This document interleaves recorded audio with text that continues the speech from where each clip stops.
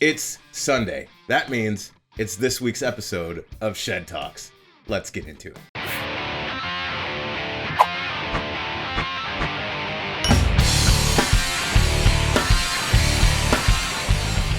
Welcome back to the Jam Shed. So glad you're here for our episode of Shed Talks. So what is our topic of discussion? I think it's a little bit of a couple of things. One, I think I'd like to just chat a little bit about the Grunge Pedal shootout and talk about an upcoming project I'm thinking about doing for our Shed Bench series. I figured why not take this time to just talk to you all and check in and just give you some thoughts on what's on my mind. So I want to circle back to this bad boy, and I left something out in the video. I forgot to say that we were using the triple rectifier back here on the clean channel, which I wanted to make sure you all knew that. If you tuned into this and have not, you should check out the shootout between the DoD or the DoD Grunge Pedal shootout between its counterpart, the DigiTech version. I had such a blast with that, and maybe at the end of this video, if I can get it done, I'll have a little the music at the end will be something I wrote with this, and we'll put it on there at the end. So a little bit more about this topic. I just think it's fantastic that we have such a unique community that is asking great, compelling questions, and one that I want to respond to a little bit is the need for pedals in today's world. Is there a need for lots of pedals? Do you need like a cockpit pilot's layout of pedals so that you can do the foot dance and get all of these different tones? I think it's a fascinating topic, one that is almost visceral in how people hang on to the gear and their belief and what a piece of gear does for their sound. And I am not here to poke holes into any of that. Let me just be clear. I don't want that smoke. That's not what this channel's about. This channel's about exploring and being curious. But I thought the question from my perspective was compelling. And I think when I think about this question is, in today's world with all the modeling and the effects pedals that we have and all of the gear that's coming out that allows you a world of effects in one box in some cases, are pedals necessary? And I think my answer to that question is, that's up to you to decide. For me, I think it's fun to explore everything. I'm being inclusive here in this thinking, because while you could have a bajillion of these, or you could have one box like an XFX or insert name, you could totally do that. And you could totally find amazing tones with that. I will say this, and I said this before in a video, that you are your tone. You are at the root of what things are going to sound like. Your creative process, your technique, all of that is a product of you. Now, we're all inspired. Maybe we're not all inspired. I could say I'm inspired by certain artists that have shaped how I approach crafting my tone and crafting my technique. And I think that is inherently the most important defining factor in all of this is you. So realistically, I don't think anyone should have their tonal journey be shaped by what everyone else is saying. I think it should be shaped by your experience, with one caveat. And again, this is an opinion. The caveat is that you're open to what possibilities are. But at the same time, I would say that you don't have to empty your entire bank account to get there. And I think in this past comment that I read, which was a great comment, like, there's all kinds of budget stuff out there. There's the Tonex is one thing that comes to mind. It even works on your phone. I mean, it is so diverse what we have access to. And so from my perspective, I'd say explore it all, but explore it all with one goal. And that's to continue to be curious, to grow yourself. Now, some of you might say, hey, I've already unlocked my tone. I know what I want. I know what I have, and I'm good with it. I like to think back to the early 2000s, this one piece of gear, and I own it, and so I can speak to it. It's called the DigiTech Artist 2120, and that thing is loaded with tons of sounds, with an interface that is quite clunky, but it's got all these sounds under the moon, and it was incredibly expensive when it came out, and it's a cool unit, but I don't use it. Why? Well, because it's a lot of work, and for some, that workflow is the right workflow. For me, it wasn't the right workflow. Now, does it bear me going and exploring and doing something more with that? Yeah, absolutely. I should.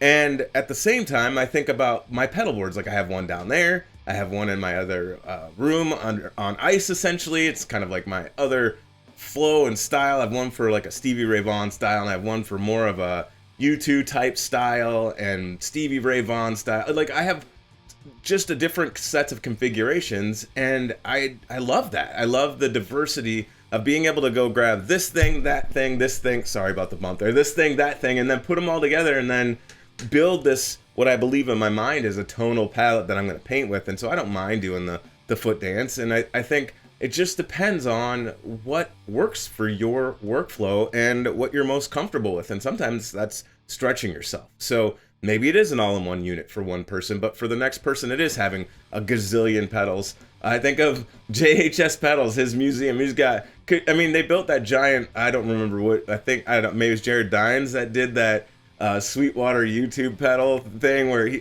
that was crazy. And again, like, the sky is the limit. So I think it's, yes, your mileage may vary. And what I mean by that is, yes to it all. But more so, funneling it down to what works for you. And so I think this pedal was a ball. This one I own, and the other one is a good friend of mine. It belongs to him, and I'm completely content with having this pedal or one that was cheaper. And now I have a sound that I can just go grab. But you could make the same argument. You might have a Tonex, and you might have the grunge pedal already loaded in there, and you can grab it and you can use it.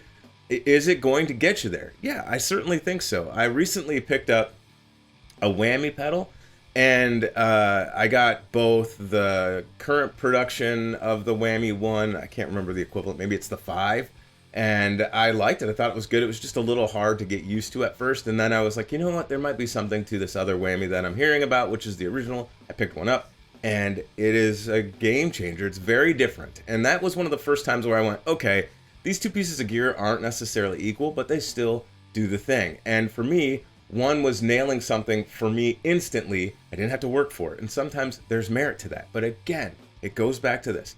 What are you doing, and what are you going to do with it, and how are you leveraging? I'm not a touring musician. I'm just a guy in his basement making videos for passive content for you to enjoy. So really, this is just a fun hobby for me. And this whole channel is about getting my thoughts out there and having some fun. It's about renewing a passion around the things that I love, which is this whole music thing, and having conversation. And so these pieces for me now become an opportunity for me to talk to you all and hear back from you as sort of a community we're building here, right? So what am I saying? Simply put, it's a twofold approach. You have the you in the situation, you have the gear acquisition, and I think that all helps us get to where we're going. And I think the purpose of these videos and that you're seeing on YouTube is an opportunity for you to make decisions about what your next move is. And I'm not saying it's all about gear acquisition syndrome. I think it's more like tone acquisition syndrome. I think we all hear what we want. Did I just coin a new term, TAS? Maybe I didn't. I don't know. But tone acquisition syndrome maybe is the better terminology, because I believe we all have something we're aspiring to, whether it's something you heard musically or a band or you were inspired by, and then you're on the journey to replicate that. And for me, my most favorite happy place is in the recording room. I love recording, and that's really where this function of music for me is playing itself out with this hobby. Is I love recording music, and then I like to get into the nuance of mixing and mastering and finding these tools, and then learning the trades, whether it's repair or building or restoring or any of those things. That became the whole universe for me. And in all of that, I was able to kind of find my way, because I was able to dispel some, what I would say are opinions and myths for myself, because I was being curious. Now, they're my own, but because they're my own, it has helped shape where I've headed and where I am heading. And right now, it's just having a bit of fun and having a conversation. And so this Shed Talk really is about, again, what we're here to do, what I'm here to do, just have some fun, have some passive content, and hopefully it's somewhat entertaining as you get all my unfiltered, muddled thoughts and a one take in front of you, film, video, whatever you want to call it, to have this conversation. And again, it's not about me saying your journey or the way you're approaching it is incorrect. That's false. I would never do that. That's not what I'm here to do. What I would love to do is just hear from you. And again, it's creating a community where we can all learn together and gain perspective. It's not about right or wrong as much as it is, what are you learning as you're going through this? So the question, again, circling back to why we're here now, was with all of this stuff out here in the ether that could simplify a process, that could allow you to access more tonal palette things, are pedals necessary? And I'll leave that to you all to answer today. And that, I will segue from that and pivot to our last thing that was on my mind, and it will become a series or part of maybe a 3 or 4 part series as I can get it done. What I'm going to be doing in our upcoming shed bench video. So I thought, what a great way to tee that up and talk about it, because it kind of goes back to the same thing we're discussing now. And that's this monstrosity here. I've had this for a long time, like all of this equipment. I haven't been buying much at all, except for this Dodd, because I have stuff. And we all have things that are lying around. I got this a long time ago, and it's been through it. And I bought it just like that. I thought it looked cool, and it's time to maybe resurrect this thing, or maybe it's not. But a wise man once said, parts is parts, and that's what this was. It was parts, and I think it's time for it to take some shape, and maybe this could be a fun video series on the shed bench where I work on this thing and find the cheapest parts I can on Amazon and see if we can get this thing back to life. Comment below, would you like to see this a single coil, or a humbucker, single coil? Spoiler alert, it's probably going to be humbucker, single coil. I love the Strat shape, it's fun. But I think what I'm going to do is I'm going to start digging around and finding the cheapest neck I can find, and maybe get the cheapest electronics just to drop into it and then see what it sounds like, and maybe do just a setup. I'm not going to do a tutorial by any stretch on all of that. We'll do some of the assembly in the video, and then we'll do some sort of finalized, here's what it looks like, and here's what I was able to accomplish, and let's see how it plays.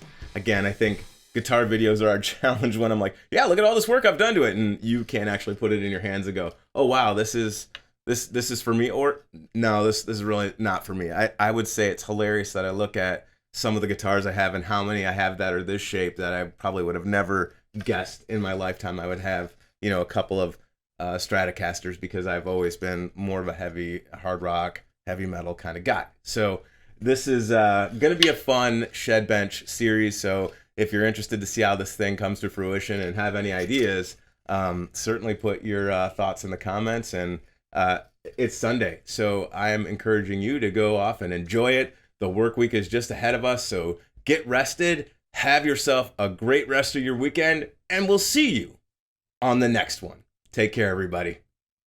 I forgot. I thought I said I was going to do a ditty, so here is a little ditty, and it's Nirvana and all kinds of things inspired, and a little fun with it. Enjoy.